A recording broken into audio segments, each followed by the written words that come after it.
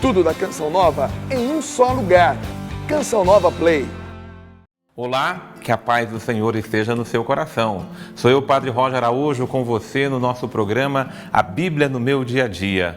Que maravilha estarmos mergulhando na Palavra de Deus, alimento para a nossa vida, para a nossa alma, para o nosso coração.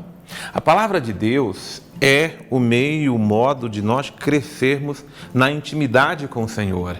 Se eu quero ficar mais próximo do Senhor, eu procuro mergulhar na sua Palavra, porque só Ele, o Senhor, tem palavras de vida eterna. Nós nos colocamos na Tua presença, Senhor, nosso Deus. Pai Santo, Pai amado, Pai querido, e invocamos o Teu santo nome. Nós pedimos que em nome do Teu Filho, nosso Senhor e Salvador Jesus Cristo, envie sobre nós o Teu Espírito Santo. Espírito Consolador, Espírito de amor, Espírito de sabedoria, Espírito de discernimento, Espírito que nos dê o gosto e o sabor pela palavra, para que dela possamos nos alimentar e viver. Dai-nos Tua bênção, Senhor. Dai-nos Tua graça, Tua luz e a Tua proteção. Em nome do Pai, e do Filho, e do Espírito Santo. Amém.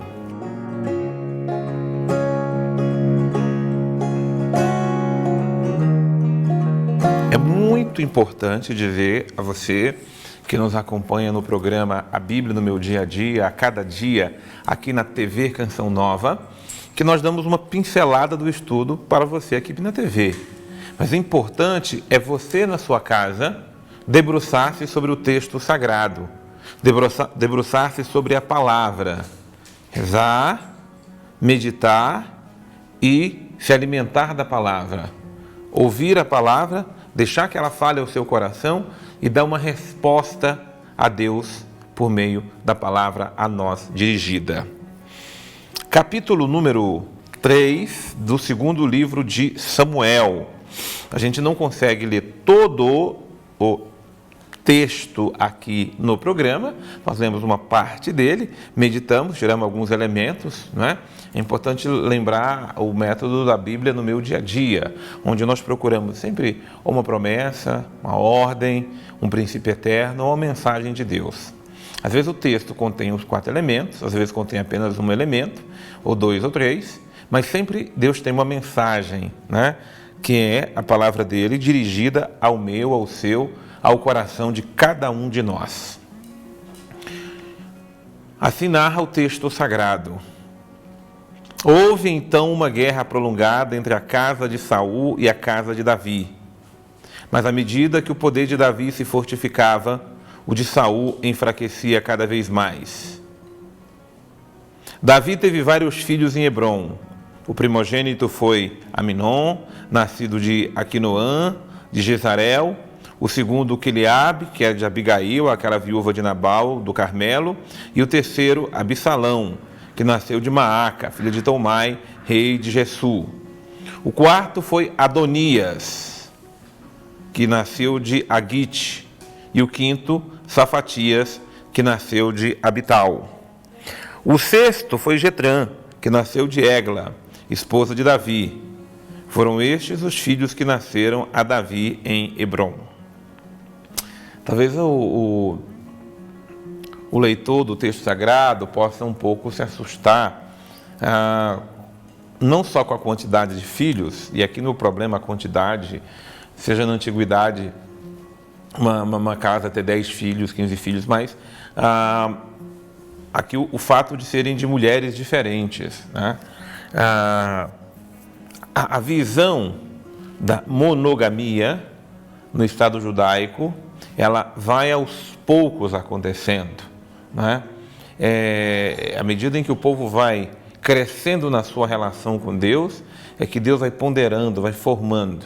Então, é muito comum os povos da antiguidade, algumas culturas antigas, terem a prevalência da poligamia, ou ainda uma maneira de socorrer a mulher desamparada era tê-la, não é? Como esposa. Mas essa visão vai ser depurada quanto mais vai crescendo a relação do povo com Deus. Enquanto durou a guerra entre a casa de Saul e a casa de Davi, Abiné, que era filho de Nete, exercia seu poder sobre a casa de Saul. Ora, Saul tivera uma concubina chamada Resfa, que era filha de Aia. Isbaal disse a Abiné: por que te aproximastes da concubina de meu pai? Abiné ficou irado com essa palavra e disse: sou eu, por acaso, algum cachorro de Judá? Eu hoje uso de misericórdia para com a casa de Saul, teu pai, e para com os teus irmãos e teus próximos, e não te entreguei nas mãos de Davi. E tu hoje pretendes acusar-me, alegando o caso dessa mulher? Que Deus castigue Abiné com todo rigor, se eu não executar o que o Senhor jurou a Davi, a saber, transferir a realeza da casa de Saul e estabelecer o trono de Davi sobre Israel e sobre Judá, desde Dan até Bersabeia. E Isbaal não tinha como responder-lhes, pois tinha medo dele. Você veja que quem estava exercendo o poder sobre a casa de Saul era Abiné, que era filho de Né, um dos companheiros de Saul. O que é importante aqui nesse texto é, sobretudo, essa mudança que agora vai haver. O poder, a realeza, ela pertence àquela casa. Então, uma vez que Saul foi ungido rei de Israel, a realeza pertence a Saul e aos seus descendentes ou quem por ele for designado ou ligado a ele. Nós sabemos da rivalidade que Saul criou com Davi e também com a casa de Davi. Mas Deus havia uma promessa, Deus havia escolhido Davi e a realeza então se voltaria para Davi, ainda que a casa de Saul não queira abrir mão, óbvio, da unção que pairava sobre eles. Então Abiné enviou a Davi mensageiros para lhe que perguntassem: a quem pertence o país? E depois enviam propor-lhe: se fazer aliança comigo, minha mão estará contigo e entregarei a ti todo Israel. Davi respondeu: ótimo, vou aliar-me a ti, mas com uma condição: não apareças na minha presença antes que me tragas Micol, filha de Saul. Depois poderás aparecer na minha presença. Davi então mandou mensageiros a Isbaal, filho de Saul, para dizer: devolve-me Micol, minha mulher, pela qual paguei 100 prepúcios dos filisteus para desposá-la. Isbaal mandou tirá-la de seu marido, Faltiel, filho de Laís. Seu marido a seguiu chorando até Baurim. Disse-lhe Abiné: volta para casa. E ele voltou. Abiné começou a falar aos anciãos de Israel: há muito tempo que desejais ter a Davi por vosso rei. Agora, pois, executai o que desejais. Pois o Senhor falou a Davi: pelas mãos de meu servo Davi, salvarei meu povo, Israel, das mãos dos filisteus e de todos os seus inimigos. É um outro ponto a se considerar quando você quer conquistar um reinado ou conquistar o governo, é você se casar com alguém que é daquela casa. Então a importância que Micol, aqui a filha de Saul, vai ter para Davi, porque seria a união do reinado, o que é muito importante para Davi. Aliás, essa proposta que Abiné vem fazer a Davi é para que faça aliança com ele, para que sobre Davi esteja todo Israel, porque da casa de Saul, Abiné ainda tinha domínio sobre parte grande de Israel. E era importante esse reino unido, a importância que Davi está trabalhando para que ele esteja sobre todo Israel. Então, o contexto desse texto é justamente nos colocar nessa condição. Conhecer toda a ação humana que é feita para que Davi possa começar a prosperar em Israel. Veja, as coisas de Deus não são feitas de forma mágica, de forma nenhuma. O Deus segue o processo humano, e dentro do processo humano, Deus está agindo para que a sua graça possa acontecer. Então, Davi é um servo de Deus. Davi é um homem de Deus. Ele agora precisa, dentro do processo da paciência, que todo processo humano precisa muita paciência, deixar que as coisas transcorram, para que assim, não de forma precipitada, mas também sem procrastinar, ele possa ir aos poucos assumindo a missão que Deus lhe confiou.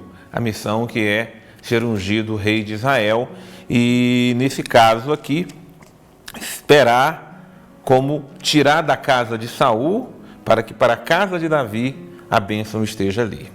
Então, é uma compreensão do contexto histórico, de como é que não foi uma coisa automática. Muitas vezes as coisas não são assim automáticas, não acontece de uma hora para outra. Como é que foi esse processo? Muito bem, nós vamos agora então para o nosso querido Padre Antônio Xavier, para nos ajudar a crescer aqui na intimidade com a palavra do Senhor. É interessante quando observamos essa conversa de Abner com Davi. Abner que apresenta a Davi a possibilidade de que Davi venha a ter aquela terra que estava sob o seu comando. E Davi aceita fazer aliança com ele, aceita receber essa terra, e no meio desse diálogo vem um elemento um pouquinho estranho, que é o fato de que ele quer que seja trazida Micol, a filha de Saul, com quem Davi se casou, e que Davi diz que pagou por ela 100 prepúcios de filisteus. É interessante esse tipo de expressão, né? Prepúcio, que é exatamente a pele que reveste então a parte posterior do órgão sexual masculino, né? E que Davi tinha isso como, mostra aqui na própria escritura, como um certo sentido de valentia, né? Alguém que vai lá e que vence determinado inimigo e que corta o prepúcio dele, que apresenta. Para a gente é um pouco estranho, né? Mas no passado esse prepúcio significa muita coisa.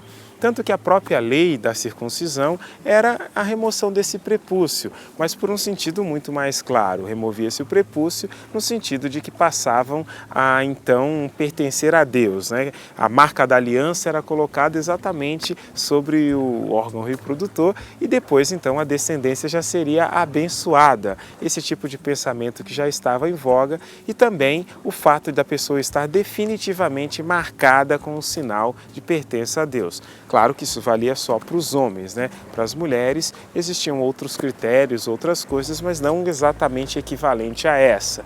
E aqui, quando se trata de inimigos, para mostrar a valentia, se vai atrás então daqueles que são chamados de pagãos e depois então de atingi-los em alguma guerra, de alguma forma assim, se cortava prepúcios para chegar e apresentar ao tanto de gente que em nome de Deus, né, já que era um ritual para aquele que era judeu, então esse passava a ser mais ou menos um rito. Em nome de Deus, olha o que eu fiz, né? A valentia, a bravura que eu demonstrei nisso aqui, porque eu fui para a guerra por causa de Deus.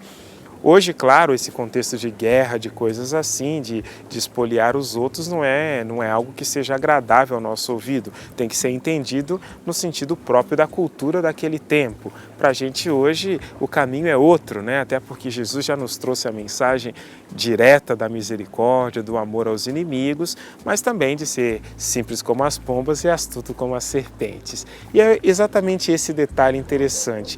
Quando Davi pede que traga Micol, ele tem algo em mente, né? Porque ele foi escolhido para ser rei de Israel, mas o reino não foi entregue de bandeja na sua mão. Ele precisava dar os passos necessários ali para conseguir consolidar o reino, ganhar a confiança de todo o povo, para que pudesse então se instalar de verdade o único reino de Israel que vai dar 100% certo. Senhor nosso Deus, conduz a nossa história, conduz a nossa vida, ilumina os nossos passos, direciona o nosso caminhar, envia sobre nós seu Espírito, Senhor, para que tenhamos discernimento de como realizar tua vontade, de como fazer tua vontade. Mas purifica também nosso coração de todo mal proceder, de todo mal agir. Purifica nosso coração, Senhor, de tudo aquilo que ele tem de mundano, de tudo aquilo que ele tem de puritano, e conceda-nos a graça do teu Espírito para em tudo realizarmos a tua vontade. Teu é o reino, o poder e a glória para sempre, Senhor, nosso Deus. Que a tua bênção esteja conosco e permaneça para sempre. Em nome do Pai, do Filho e do Espírito Santo. Amém. Que Deus possa abençoar imensamente você. Que deixemos-nos ser conduzidos pela palavra do Senhor, que faz nova todas as coisas. Continue nos acompanhar no Canção Nova Play, nosso canal lá no YouTube, e eu espero você no nosso próximo programa, A Bíblia no Meu Dia a Dia. Deus abençoe você.